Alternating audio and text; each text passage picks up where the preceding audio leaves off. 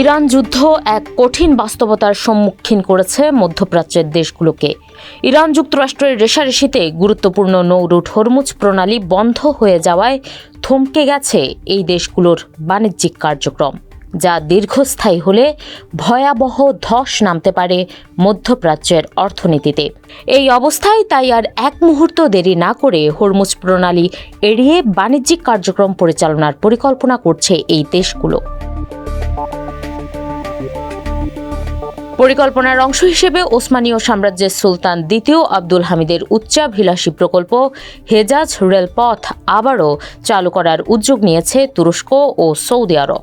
ঐতিহাসিক এই রেলপথটি পুনরায় চালু হলে ইউরোপের সঙ্গে অর্থনৈতিক ও কৌশলগত সংযোগ গড়ে উঠবে মধ্যপ্রাচ্যের, আর সেটা সম্ভব হবে হরমুজ প্রণালী এড়িয়েই। ঐতিহাসিক এই রেলপথটি চালু করতে এরই মধ্যে চুক্তি করেছে তুরস্ক ও সৌদি। রিয়াদে সৌদি কর্মকর্তাদের সঙ্গে বৈঠক শেষে এই রেলপথ নিয়ে তুরস্কের পরিবহন মন্ত্রী আব্দুল কাদির উরাল ওগলু বলেন, মধ্যপ্রাচ্যের বর্তমান অস্থির পরিস্থিতিতে বাণিজ্য ও সরবরাহ ব্যবস্থা সচল রাখা আগের যে কোনো সময়ের তুলনায় বেশি গুরুত্বপূর্ণ। তাই পরিবহন খাতের বাধাগুলো দূর করা কৌশলগত প্রয়োজন। তুরস্কের চাওয়া সিরিয়া, জর্ডান ও ইরাক হয়ে নতুন আঞ্চলিক পরিবহন করিডর চালু করা। অবশ্য ইতোমধ্যে তুরস্ক থেকে ইরাক হয়ে সৌদি আরব পর্যন্ত পরীক্ষামূলক 2টি পরিবহন কার্যক্রম সফল হয়েছে, যা এই রুটের বাস্তব সম্ভাবনার প্রমাণ দিয়েছে।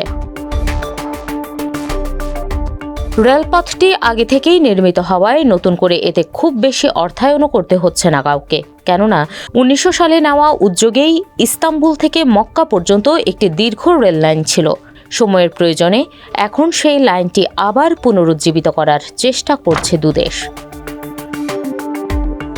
নতুন চুক্তিতে এই রেলপথকে আরও সম্প্রসারিত করে ওমান ও ভারত মহাসাগর পর্যন্ত বিস্তৃত করতে চায় দুই দেশ, যেখানে লক্ষ্য এমন একটি বিকল্প বাণিজ্যিক করিডর তৈরি করা যা হরমুজ প্রণালী এড়িয়ে যাবে। এতে তৈরি হবে উপসাগরীয় অঞ্চল থেকে ইউরোপে পণ্য পরিবহনের নতুন সুযোগ, আর এই পথে উপসাগরীয় দেশগুলোকে ইউরোপের সঙ্গে সংযোগকারী গুরুত্বপূর্ণ ট্রানজিট হাব হবে তুরস্ক।